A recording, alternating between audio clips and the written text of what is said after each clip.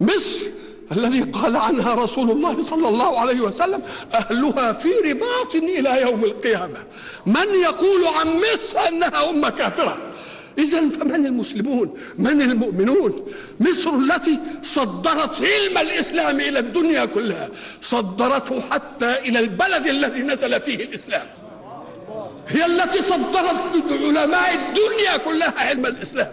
أنا أقول عنها ذلك هو تحقيق العلم في أزهرها الشريف. وأما دفاع عن الإسلام فانظروا إلى التاريخ. من الذي رد همجية التتار عنه؟ إنها مصر. من الذي رد هجوم الصليبيين على الإسلام وعلى المسلمين؟ إنها مصر. وستظل مصر دائما رغم أنف كل حاقد أو حاسد أو مستغل أو مستغل أو مدفوع من خصوم الإسلام هنا أو خارج هنا.